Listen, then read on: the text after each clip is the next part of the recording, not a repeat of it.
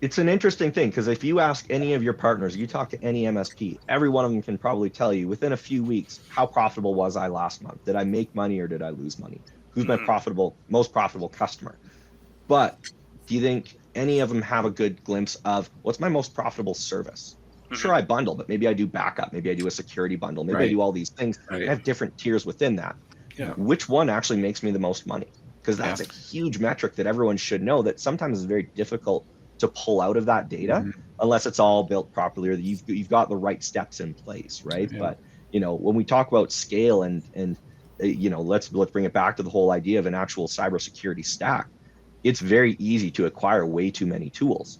Do you need all of those tools, right? Are you actually just trying to sand down the tree, or do you have a saw somewhere that you can apply, and you're going to have virtually the same outcome at a more profitable result if you're operating as efficiently as possible? And something like Gradient, the whole purpose of our tool is to help you to be able to do this.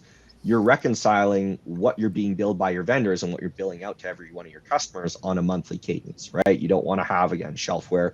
You don't want to end up underbilling customers, all that good stuff. But it's very easy to let that slip, because unless you have tools that all integrate together, then it's a very manual process. And you're literally sitting there. I like to call it the 2x6 method, because you've usually got two monitors, one with your PSA, one with your vendor portals, and then usually a 6-pack beside you where you hate life for about 8 hours, and you try and just make numbers match. And can you do it? Absolutely. But it's very prone to human error. It's not efficient. And typically you're going to try and tackle the ones that you see as the biggest risk, right? And then some of the other ones may fall by the wayside. So going through and doing that on a monthly basis is the ideal way to do it. Can every business do it, or does every business do it? No.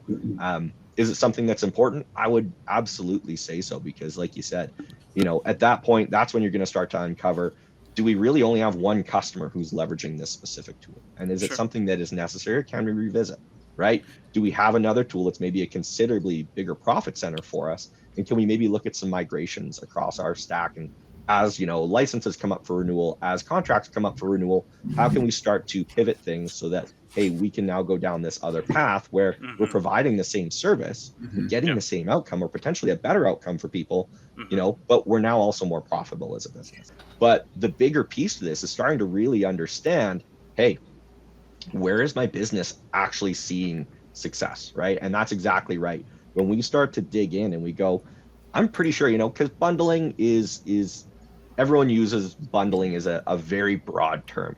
And I like to say it's the same thing when someone asks, hey, do you guys have an integration? Maybe, but integration's, again, a very broad term. Do you want a billing integration, provisioning? How do you want this to actually work? So, when we talk about bundling, can you build a one-size-fits-all bundle that's a single line item on your invoice? Sure.